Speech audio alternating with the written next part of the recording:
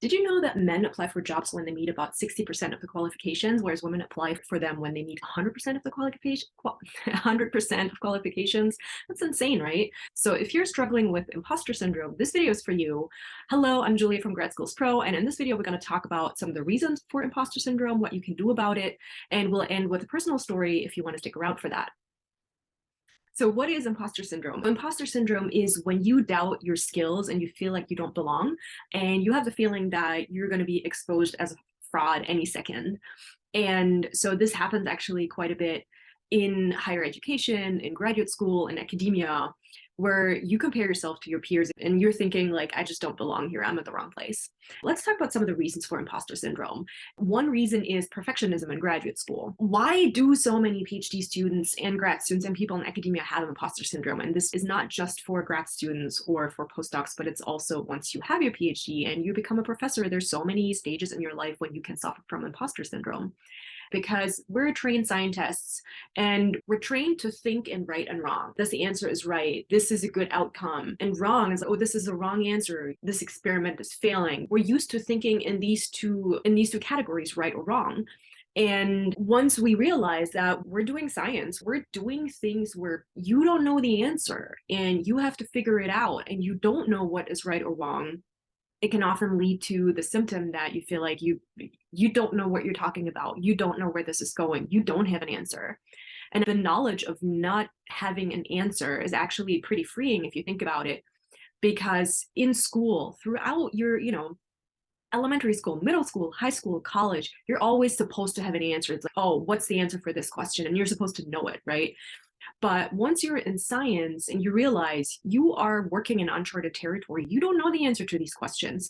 Changing the mindset of actually realizing there's a lot of things that you don't know can make things a lot easier for you if you actually acknowledge this, right? Let's say you're giving a talk at a conference and people ask you questions at the end. Have you done this experiment? Have you tested this? Things like that.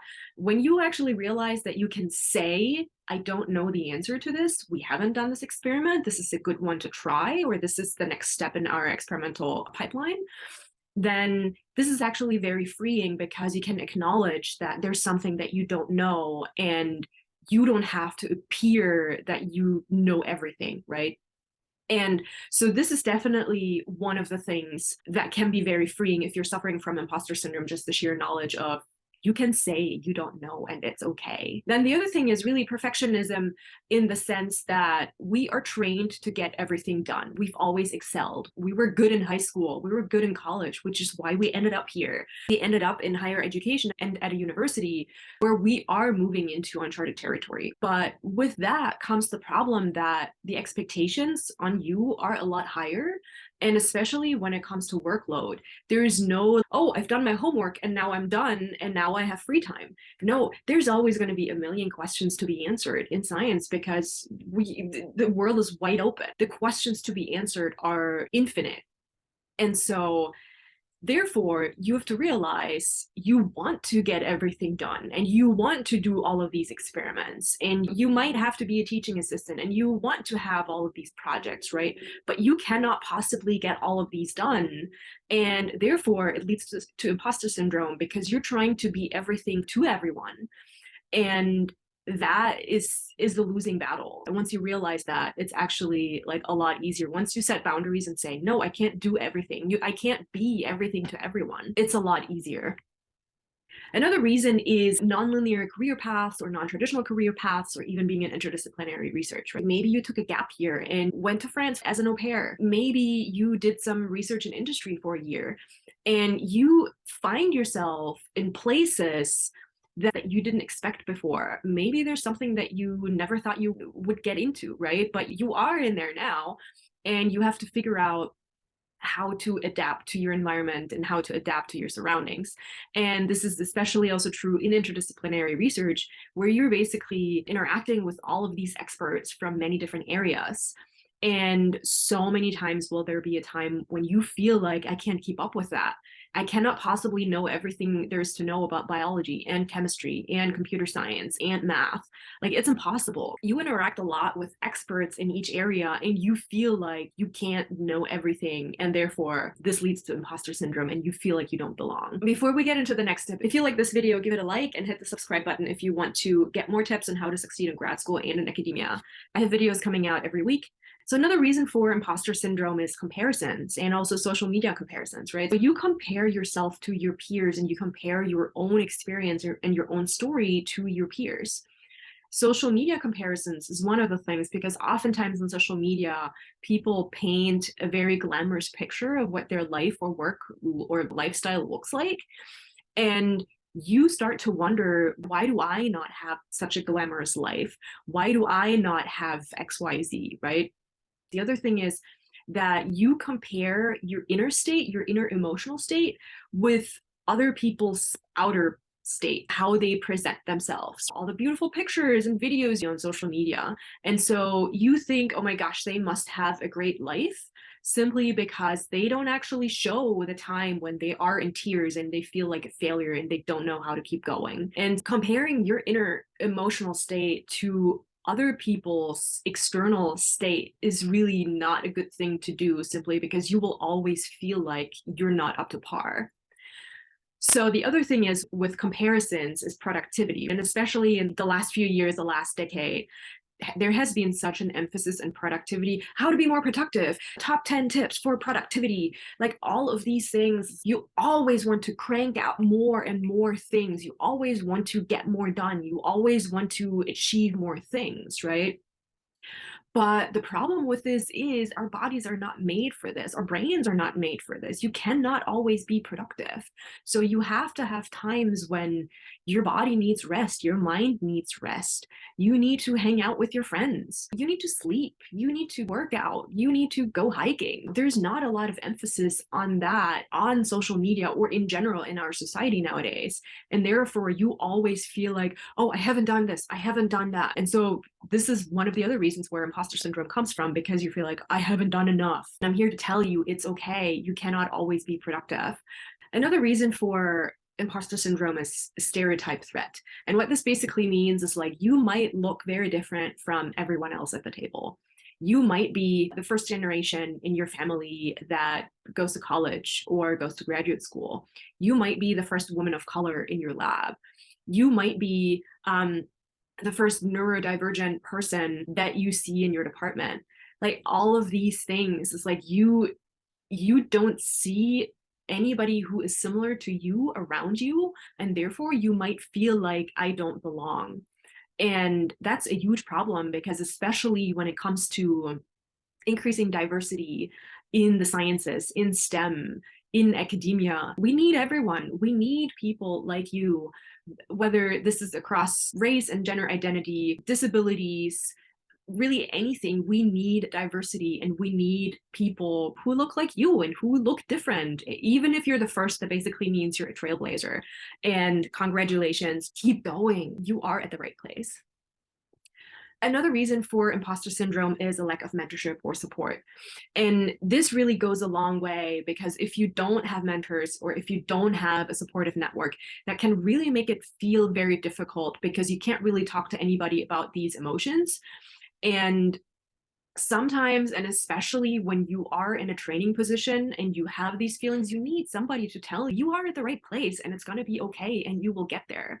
Even if you feel like you don't know the answers to everything, there are ways to handle this. This is exactly why I started this channel, because throughout graduate school, throughout your PhD, there's so many different things to learn, how to deal with things emotionally, physically, mentally. And this is what I want to tell you. You are at the right place. You are doing a good job, and keep going. So how do you fix this? First of all, you have to realize that imposter syndrome is a feeling. It's an emotion. Feelings will pass. And you have to accept that it's a normal part of life, and that you're not the only one who has imposter syndrome. It's not, oh, you suddenly get a PhD and magically imposter syndrome disappears. No, I have applied and turned down faculty positions. I have imposter syndrome. Occasionally it's gotten better, but like, it happens to anyone, right? And so you also need to look at the facts and see how far you've come. Don't compare yourself to others, but compare yourself to your past self. Where were you 5 years ago? Where were you 10 years ago? Where were you a year ago? How far have you come? And look at the facts of what you have achieved, which will give you a little bit of a boost of you are here for a reason. And imposter syndrome basically means you're going outside of your comfort zone. And this is exactly where growth happens. So it's a good thing, because if you constantly stay inside of your comfort zone, you wouldn't be able to grow. So if you are doing, let's say, interdisciplinary research, or you have a nonlinear career path, if you are the odd one out when we talk about stereotype threat, congratulations, you are at the right place. You are exactly where you're supposed to be, because later on in your career, you can show others that people like you are supposed to be there, and you can be mentors for them. So know yourself, know your strengths, and also know your weaknesses, and get a mentor. We have a free mentoring program available every Monday. I'm going to link the details down in the description, and I hope to see you there. So now a little bit of story time. I never felt like I fit in. I grew up in the countryside in Germany. Even going to high school into the city, I was the odd one out. I was like the country girl. Oh my gosh, fashion sense. Like I never knew how to dress, like even until like high school. It was embarrassing. Then I decided to do my undergrad in physics because I was curious and I thought it was interesting. And I was one of 6 women in an entire class of 60 people. Then later on, I moved to the US to do a PhD, basically split between 2 labs, 50-50, one experimental lab and one computational lab. And it was also a brand new PhD program. We were the first cohort of people that they took into this interdisciplinary program. I often thought I don't fit in, I don't belong. If I had like group meeting in the computational lab, I was like, I don't know as much as they all know. And then the same thing happened when we had group meeting in our experimental lab. I always felt like I was behind. I always felt like I had to know more. Later on during my postdoc, I moved to software engineering in a chemical engineering department. And software engineering, first of all, I never thought I would ever do software engineering. I hated computer science in high school. I never wanted to have anything to do with it. And now I'm a senior developer in one of the largest biomolecular modeling software suites. There's so many times I feel like I don't know as much as the people around me. And so imposter syndrome has been a constant in my life and in my career. But I actually at some point thought about this very deeply, and I started to realize there's not that many people who have such an overarching training that encompasses like several different subject areas. And I actually started to see this as a strength rather than a weakness, because it means I could talk to people from various different disciplines and I could actually understand them and carry a conversation with them. I also realized I could create change in a world so that students and trainees that are coming after me don't struggle as much as I did in, let's say, learning new skills such as software development, in which I had absolutely zero formal training in. I never took a software engineering class. I never took a computer science class. I never took a coding class. So I realized that through my stories and through my experience, this is actually helpful for other people to see what is possible. And it's really through mentorship, which is why I love mentoring people, because it's not just that they get something out of it, I get something out of it too, simply because my very nonlinear experience is very helpful for others to see that they do belong and that they are at the right place. And I now see this as a value that I can give where others can really benefit from it. And I can really drive change and diversity in a very interdisciplinary research area and in STEM. And that's it for this video. Thank you so much for watching, and I will see you in my next video.